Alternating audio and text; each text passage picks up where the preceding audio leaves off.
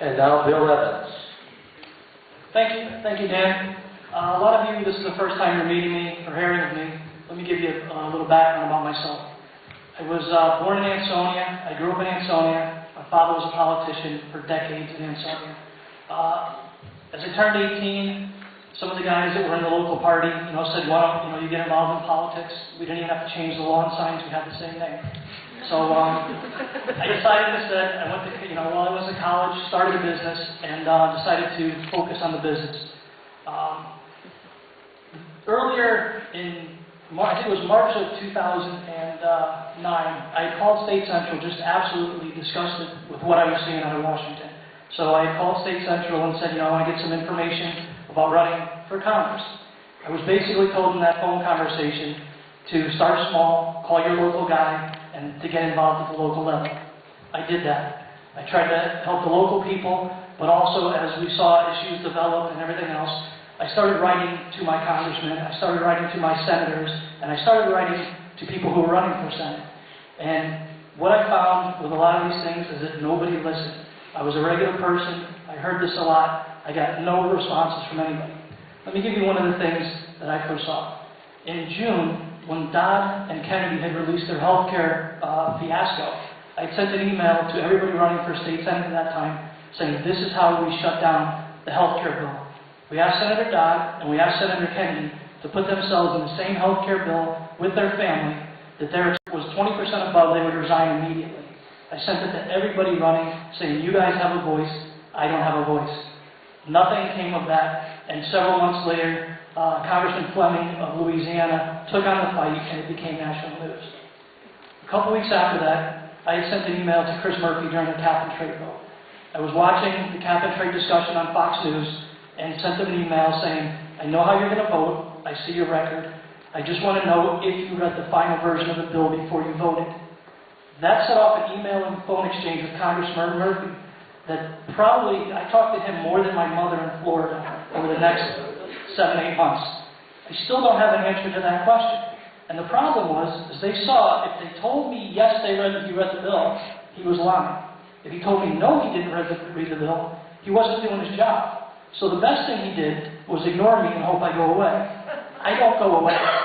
And that's, I work very hard. And the sad thing is actually, Tom Foley took my joke about Cosmo.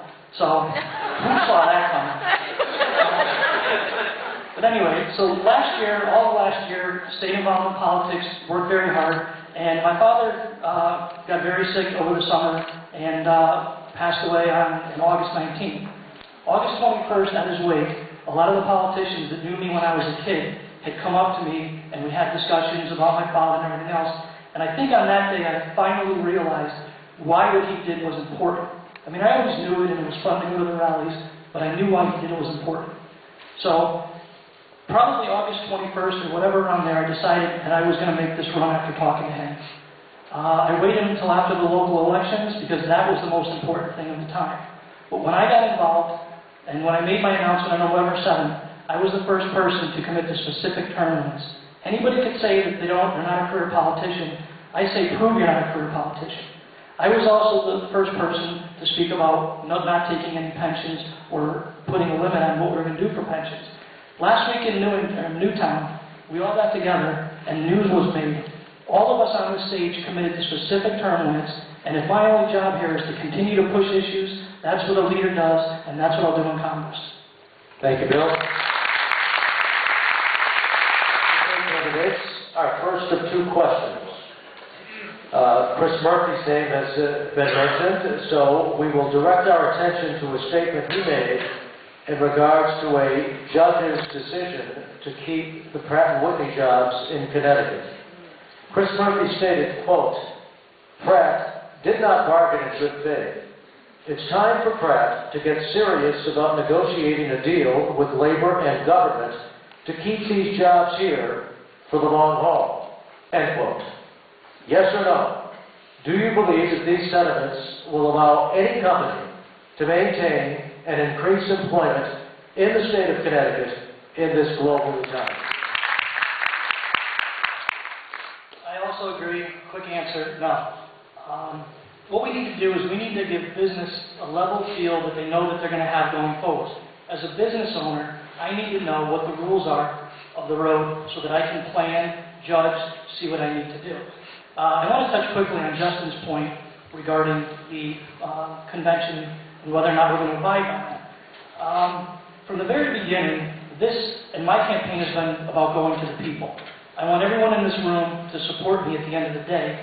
However, I know that a lot of you guys are getting phone calls every day from candidates saying, please support me, please support me.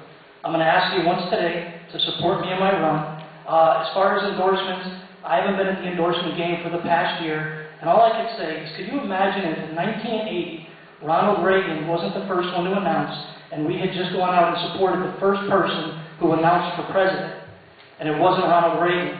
Under those rules, Reagan would not have been our president, it would have been the person beforehand. So what I'm going to do tomorrow is I'm going to go out to Main Street like I do now. I'm going to go out to Woodbury and all the other towns and talk to business people, business owners, and voters, and ask those people to join us, because everybody in this room at the end of the day is going to vote for one of us on the stage. Thank you, Bill. Candidates, as you know, the President of the United States, about 2 weeks ago, met with House Republicans in Baltimore, and the specific discussion seemed to center around health care. The President looking for the House Republicans' plan for health care. So if you were across the table from the President of the United States, what would you tell him about health care? I agree with both Ty and Mark. We need tort reform, we need portability, and we need people to make their own decisions. I'll give you a good idea of somebody that can explain something. I was at a party over the summer with people, and it was not a friendly crowd. It was in South Barry. A lot of teachers, a lot of very liberal people, and they were having a discussion about how everybody should get health care and how it should be, and you know, we need the public out here before they throw me out of the party. I eased my way into the conversation eventually and started talking about the common sense part of it, which again is basically our slogan for our campaign, and I wish I had trademarked it because I probably could use some of the money to pay off some of the debt of the state.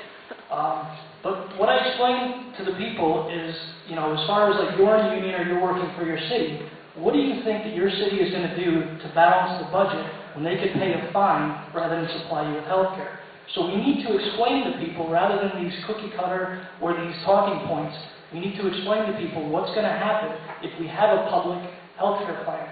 So again, I think everybody on the stage agrees with what we need to do, but we need to get down there and do it and explain to people why it's right. Thank you, Bill.